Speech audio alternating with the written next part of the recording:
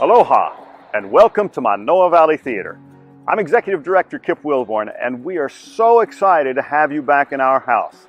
Now, a lot has changed since you were here last, so I thought I'd take a few moments to show you what to expect when you arrive at the theater for a performance. Now, because we're committed to making sure that MVT is as safe and healthy a venue as possible, we do require that everyone wear a face covering over their nose and mouth whenever they enter the theater grounds. MVT recently earned the Healthy Verify certification. Now, what does that mean to you? It means that we're exceeding the guidelines from the CDC and Hawaii State Department of Health. We want you to have peace of mind when you come back to visit us, and we've been hard at work cleaning and reorganizing for you. As you approach the box office, you'll see markers on the ground spaced 6 feet apart. Please use these as a guide while waiting to check in to ensure proper social distancing. And when it's your turn to check in, step up to the marker in front of the table. Give our box office staff the name under which your reservation was made, and they will match the name to our reservation list. Next, a staff member will do a contactless temperature check and ask for a few short questions related to COVID-19. You can access our new digital playbill by scanning the QR code posted at the theater or via the link on our website. After checking in, line up in front of our main doors.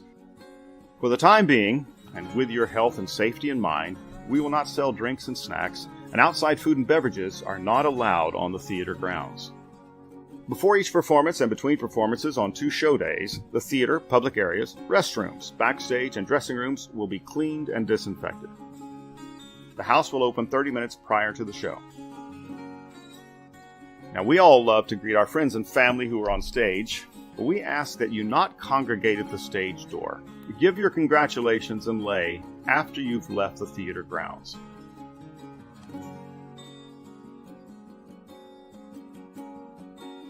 Once inside, an usher will be happy to direct you to your seat.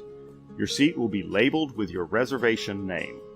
Hand sanitizer will be available in multiple locations throughout the theater. With socially distanced seating and ample separation between you and the actors on stage, we're doing our part to provide for you the safest and most comfortable performance experience possible. At the end of the performance, please remain in your seats. Our house staff will dismiss you by sections.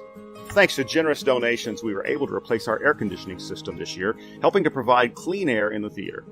Additionally, during the performance, the main doors will be kept open to increase airflow. For over 50 years, we've had the privilege of bringing high-quality live theater and concerts to Hawaii's audiences. And from all of us here at Manoa Valley Theater, we would like to thank you for your loyalty and continued support. And without further ado, it's showtime!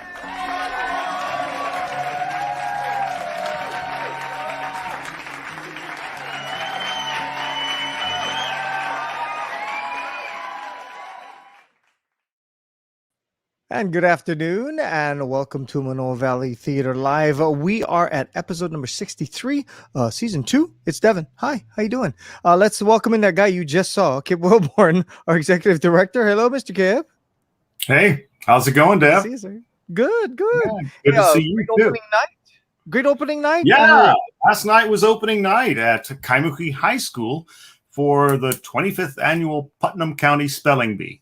You know, I think that may be the longest title we've had, except for maybe the curious incident of the dog in the nighttime.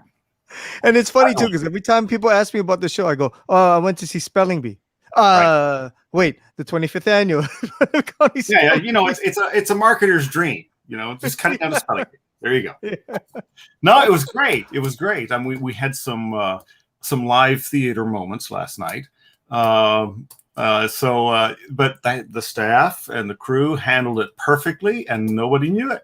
Yeah, exactly. So, come see the show, live theater. It's amazing, and you do not have to be worried at all because that theater is huge. Yeah, and they really did a good job of cordoning everything off. I mean, you know specifically where you can sit, and you know that it's going to be safe. Yeah. So. You know, what you might have noticed lately on our website, if you're trying to buy tickets, is that we are no longer general admission. That's so that we can place you in places that will keep the distancing and it's more safe for you. So I think that's probably going to stay. Just saying. Okay. Yeah. All right. Sounds good. Now we've got other stuff that's coming up on the horizon. In fact, tomorrow, big event happening at MVT. Tomorrow. We're going to be celebrating Juneteenth, right? Juneteenth, yeah. WOW Productions and we are collaborating for a Juneteenth celebration in the afternoon. They have a marketplace with vendors, and then in the evening a performance. And I didn't check before we came on air, but I believe there's still some tickets left for tomorrow night. Okay, We'll cool.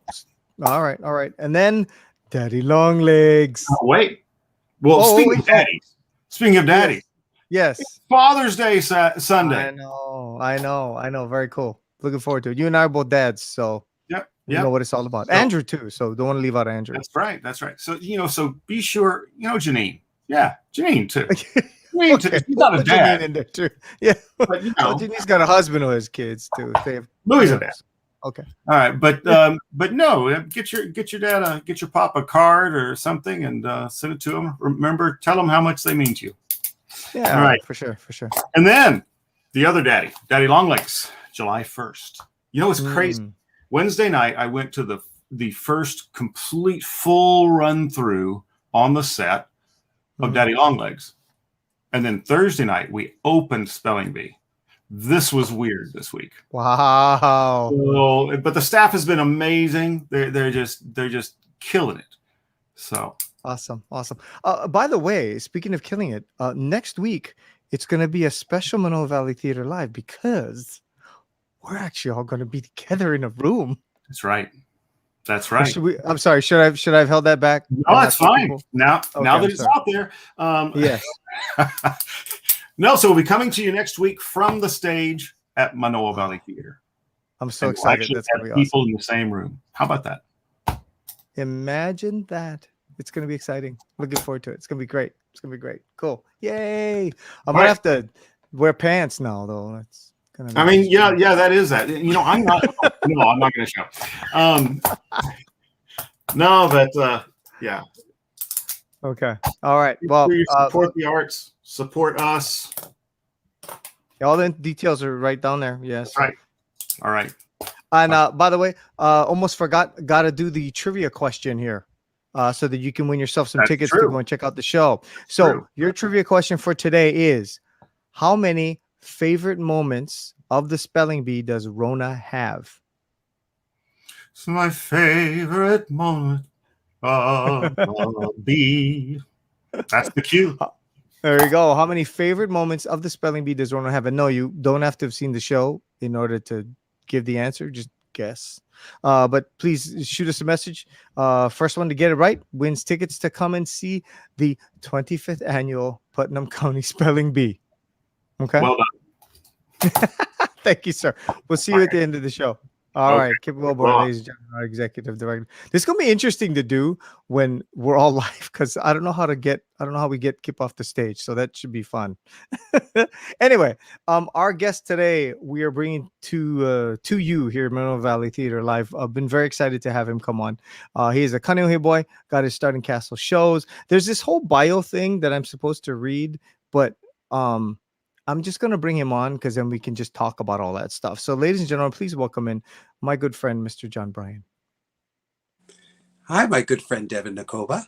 Hello. Or shall we say, konbanwa, because you are in Japan. Actually, for you, it's what? Konnichiwa. It's konnichiwa. Well, John Bryan is joining us from Japan because he's special like that. Well, all right, so JB, please give everyone your history, where you matriculated from, all that kind of fun stuff. I was born a poor black child in Mineola. All right.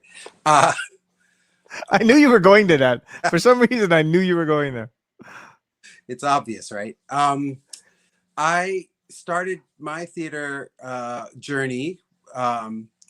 I like to say in 1980 when Mr. Bright did West Side Story to open up the brand new theater on the Castle High School grounds. But I have to be honest with you that I was doing garage shows with the neighborhood kids in our garage in Haiku Village, lip sync shows for many years, all the while attending Castle Theater productions, which were actually happening in the Ben Parker cafeteria at the time. Yeah. It would take Yeah. me to see. I saw Oklahoma. I saw My Fair Lady. I saw Sound of Music. I saw King and I, and all of these I saw long before I got involved with the Castle Theater program. But yeah, my mother was a nurse, and she would bring home the containers that syringes were kept in, not the syringe themselves. Get that out of here. The container, and I would wrap the container in tinfoil because it was just the shape of a microphone, and we would put a string coming out of the bottom of it, and we would put on records and sell homemade lemonade and do shows in our garage. Wow. Yeah. And my neighborhood kids, none of whom stayed with theater, would kill me if I exposed them. And Well, another thing that people don't realize is, I mean, you were with Mr. B forever. I mean, it seemed like forever. Forever. But in actuality, I mean, you went to Castle specifically to work with Mr. Bright. You didn't actually originate there, right? Correct. I went to University Lab School for my 9th and 10th grade year, all the while hoping my parents would allow me to transfer, but it never happened until 11th grade. They finally allowed me to go to Castle. But I was doing theater at Castle. I would do my school day at university, catch the bus to Kaneohe and get there late but in time to attend parts of the rehearsals. And Mr. Bright just accepted it and allowed me to go ahead. To participate. And when you started, I mean, people think that this fabulousness started and just boom, it happened, right? And you started the show, because I think people are under the misimpression that every one of his star pupils, yourself included, just sort of came out fully formed. And you know what I mean? Like, he just said, "Oh, we'll just plug you into the show," but that's not actually how it went, right? Oh, well, I'm glad you find this fabulous, first of all, because this is noon on a day off, Saturday. And so it doesn't get much less fabulous than this. But anyway, no, I auditioned for West Side Story, which was, again, the show that he opened the theater with. And he invited his current students, his past students, and anyone from the community who was interested in performing in a real theater to be in this inaugural show at Castle Theater. And so I auditioned. One of my neighbors had done King and I with Mr. Bright at Ben Parker. So she's like, "Yeah, come to the audition." I went, was not cast, but I had signed up for a theater craft show at Castle for that summer, for the summer program. So Mr. Bright, in all his genius, was going to be directing this show and also teaching summer course in conjunction with the show. And the people in this summer course were going to be working backstage to build sets and work the rails and learn lighting. And so only 2 of us signed up for that program. Bright said, "You know what? I'm canceling the program. Get your money back and just work with the show anyway." And so we did. The 2 of us worked with the show, and I would show up at every rehearsal. It was summer. I had nothing else to do. And I was so thrilled to be anywhere, even breathing the air that he breathed. But I came to all the rehearsals. I came to all of the set constructions at the end of the evenings. I would play piano when the rehearsal pianist couldn't show up, David. When he couldn't be there, I'd play. I would stand in for people who couldn't show up at rehearsals. I just did put myself in everything. And I don't know how many weeks into the rehearsal process, he said, "You know what, John Bryan, we're gonna create a role for you in West Side Story, someone that's never existed. You're gonna be a Shark Gang member, the darkest Shark Gang member, and you're gonna be in the show." That's how it started for me with Castle. Wow. And Yeah. I mean, after that, that was it. You were going to be a performer, right? That was it. I was hooked. I was hooked before that, but once that vote of acceptance for me, I guess, a turning point, for theater. Yeah. And then once you were done with high school, working with Mr. Bright and all that stuff, how did you make your decision for what you were going to do next? I didn't. I'm still trying to figure it out. I'm still trying to figure out what I'm going to be when I grow up. But I worked for him. I worked with him and for him for many years, even after I graduated. And then I left Hawaii and started doing other things, still performing. And then I came back to Hawaii after being in Japan for 8 years. I came back to Hawaii in 2000 and started stepping to the other side of the audition table, working with Mr. Bright in casting and musical direction for shows. I was still doing some shows, to be honest, but I could feel the passion for being on stage waning at that in my life. I didn't know what was going to come next. I was working for the Hyatt Regency for 2 years, and then I was a manager and trainer for Jamba Juice for 3 years. Oh. And buying property and just becoming like a real person, right? You were adulting. Yeah, starting to adult. Yes. Which was a surprise to everyone, myself included. And then I got a email from Universal Studios here in Osaka, Japan. We're looking for a Black singer to come work for us for a year. Would you be interested? And I missed Japan so much. I was convinced that I could go back on stage just to absorb this country and to re-meet the friends that I had met while I was here the first 8 years. So I was like, yeah, I'll come back and sing and dance for a year.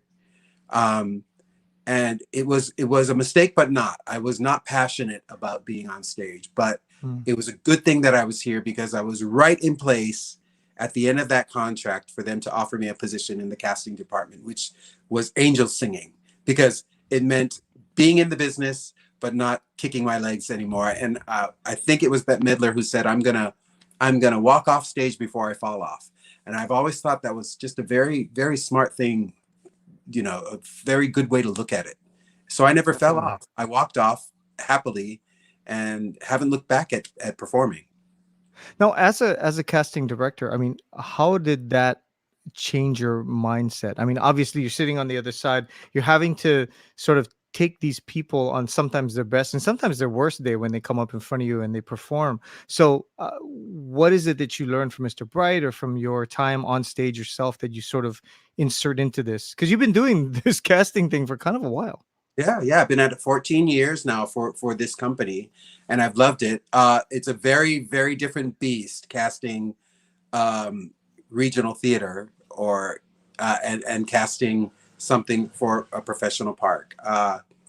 There is a lot less wiggle room, I find, in casting for the park. It cannot always be the most amazingly talented person that you choose, because there are so many elements that, like Mr. Bright would cast me as a sergeant in the army when Black sergeants in the army didn't exist, you know. But when we come here and they're looking for somebody who has to be 5'7", they can't be 5'8.5", they can't be 5'5", and they have to be able to sing this particular way, which may not be the best voice in the world, but it has to fit this character. We have to cast directly to that. There's very room to deviate and say, yes, but this person's voice is amazing. It is, but not for this project. Oh, interesting. Wow. Very by the rigid grid. By the way, speaking of casting, are you guys doing some casting at Universal Studios if people want to come up? Funny you should ask. Our casting website, I think you can see at the bottom of the screen now, is anyone who's interested in being considered for a role at Universal Studios Japan, go to this website, check out all the roles that are on offer. The website actually will go live for registration within the next week or so. So this is perfect. And you register online, you do your submission online, and we do our initial cut online, and then we go from there. But anybody who's interested really should go to this website. I think if they go to the URL that you're showing right now, they'll get the opportunity to sign up to be notified when the website goes live. And so when the website goes live within the next week, they'll be able to actually go on and see everything and register themselves to be considered for a role here. Do you have any advice for anyone who sees this and goes, "Oh my gosh, I so want to work at Universal Studios"? I say go for it. We have such a myriad of roles here, from people who can look and play high schoolers to people who are in their 60s and 70 years of age. So the scope is wide for what we're looking for. Singers, dancers, actors, stunt people. We're looking for everything. And it's for 2 parks, because we're just opening a brand new park in Beijing. Oh my gosh, that's right. Double the opportunities to be considered for a role now. So now's the time. So does that mean in the casting situation that you'll be going to Japan, to China? No, No. the team that works there, and we work with them, but I don't have to go to China for any of this. I want to see the, of course, but Right. I'll be traveling to London and to 5 states on the continental US over August and September to see callbacks, to see live callbacks.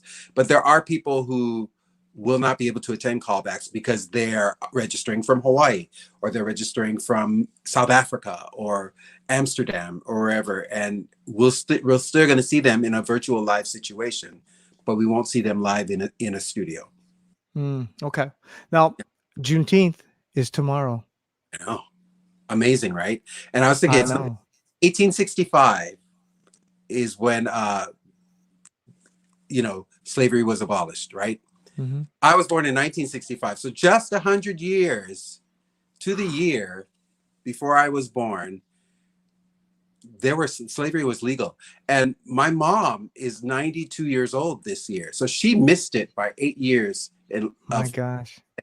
It's the changes in this world, and the changes of thought. It's just amazing, and we're all so close to it, Yeah. No. Well, and I was curious for you growing up in Hawaii, because I mean we are multicultural, but people still run into stuff.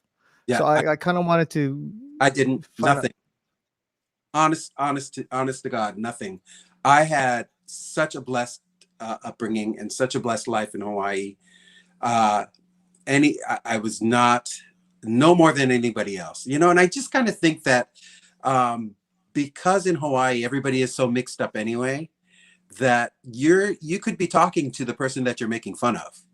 So we just have a good time with it, and we laugh about it, and I never felt different because of my color. And my parents never taught me to feel different. We never discussed that in the home. So I was just a loudmouth, out of control theater geek that had just the most amazing upbringing and life and high school life in Hawaii. I wouldn't change it for anything. Well, one of the cool things I think for both of us is we've each been in this family. We've been in the Bright family, but we've also been in the Ohia family. You got a chance to be in on Dragonfly Wings and stuff, so people got to see how fantastic you were. You got to work with Lisa. Yeah. What was that like for you? It was wonderful. Castle accepted me early on and let me, I was able to do things at Castle and without any sort of restrictions, whatever the role that I was best for, Papa put me in. And I've always called Mr. Bright Papa. Yes. And then my first thing after working at Castle for many, many years was Glenn Cannon cast me as Snoopy in the musical Snoopy at the University of Hawaii. Oh. And so to go from one theater company to another theater company and actually play a substantial role was true acceptance and true just, oh, maybe there's something, maybe I do got something going on, And then I got to perform with, HCT, and I've done Manoa Valley Theater. I've done shows all over the island and never felt, and I actually think what I had going on worked for me, not against me. Oh, for sure. Well, you had that big bold personality, so made things a little bit easier. um okay, so auditions are going to be happening. I'm sorry. I know what I was going to ask you. Because I've asked all of the bright kids who've come on the show. Mhm. Is there a particular piece of advice that Mr. B gave you or the Papo gave you that you take with you and has helped you in your time here? I think his message to me was find your way in theater. Find in theater what you need to find in theater.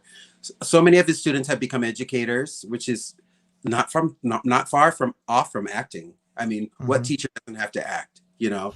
But we've taken on all kinds of real roles in community and in society. I was lucky enough to stay in show business, you know, on the other side of it, but still I feel like I'm exactly where I need to be.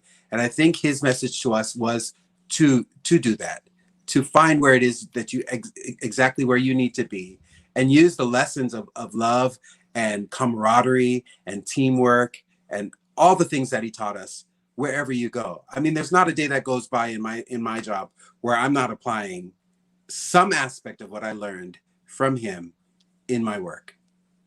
Wow. And is there a formal training that you would, if someone's watching this right now and just has no idea acting, singing, anything, is there any advice that you would give them if they wanted to get into performance? Absolutely. I would say uh, become as much of a triple threat as you can. Not all of us are meant to be dancers. Not all of us are meant to be singers or actors, you know, but it just seems that in today's theater climate and performing climate in general, that you have to have a dose of everything. You have to have Mm. a little touch of everything. So if your forte is singing, of course you should keep training your voice and never lose that. But you really should dabble in the other influences, in the dance and in the acting, just to make yourself a better rounded performer. And Okay. that doesn't mean that you're ever going to be the lead dancer if you have two left feet, but that's okay. It's just getting comfortable with your body. Getting comfortable with your body. And me neither, I'm not a dancer either, but you know, I've been able to dance in shows because I've gotten a little training along the way just to get through what I need to get through. But it's knowing who you are, uh, focusing on your strong points, but also giving focus to what's weak, but you may need going forward. Mm. Okay. Okay. Cool. JB, thank you for this time. I appreciate it. It's Thank been you for awesome to see you. this dinosaur is just not is running around like a madman and just not computer savvy. So Yeah, well, actually, can you get into a little bit of that because people, we don't have Japanese visitors here right now. So, I mean, what's happening with you guys with regards to the whole COVID thing? we have, I think you remember, I was in the States. I was on Mhm. Oahu in the beginning of May because there was no vaccine rollout and no announcement of a vaccine rollout here in Japan. And because I know I'm going to be traveling later in the year, I really wanted to get to a point where I felt comfortable being around people who may not be vaccinated. And Mhm. I had a little dose of childhood asthma, so I didn't know what effect getting this virus would have on my system. So I thought it would be good Mhm. if I could go somewhere and get vaccinated. So I came to Hawaii and got the Johnson and Johnson, and it was very, very good. Now fast forward to 6 weeks later in Japan. Oh, we're rolling out the Moderna. You know, happening now wonderfully in Japan, and it's really going to change. It's really going to change things because we've had state of emergency, then open up, then state of emergency, then open up. Yeah. It's just been rolling. And this last time they called a state of emergency, the numbers didn't even significantly go down quickly Oh, in the past. Because I think even the Japanese people, who are the most patient people on the planet, were just kind yeah. of, we can't, we're getting going crazy, locked in our homes. But the numbers have dropped significantly, and the vaccine is being rolled out right now. So we're finally catching up, and it's a really, really, really good thing. The That's country awesome. is still closed to visitors, but Yeah. as people get vaccinated, things are gonna come back and become normal. Let's hope so, because I'm supposed to be visiting you sometime next year. So I've kept my guest room clean for you. John Bryan, love you so much. Thank you thank you for being here. Appreciate it. Let's grab Kip, have him come back on. Okay. John Bryan, so great to see you. It's been so long. I think our paths have only crossed one time. Yeah. As far as music goes in this town. And we have Great to see you. And oh my gosh, can I relate to so much of what you're saying? right. Yeah, walking off the stage and being on the other side. Yeah, boy. Thank you. We should have an adult beverage sometime. Okay. I started drinking coffee, so I'm in there. Oh, there you go. You're adulting. Waldo. Thank you guys. I really, really need to thank you guys for your patience with me in getting this together. No Really do It's all appreciate good. it. I apologize You've for being so uncommunicative, non-communicative. You can thank Janine because she's the one who was pulling her hair out, Yeah. trying to figure out where to knock he's her out. the one that keeps the whip. Yeah, Janine and Andrew, also Kristen, of course, waiting backstage and helping us out. So, on behalf of JB, on behalf of Kip, thank you so much again for joining us here. We'll see you next week with more Manoa Valley Theater Live. And don't forget, 25th annual Putnam County Spelling Bee. Right now, Kamuki, go check it out. It's going to be a great show. And support the arts. Tomorrow. Support the arts, please. Support the arts. Please. Support Manoa Valley Theater. Thank you, everybody. See you later. Aloha. Bye. Aloha. Aloha.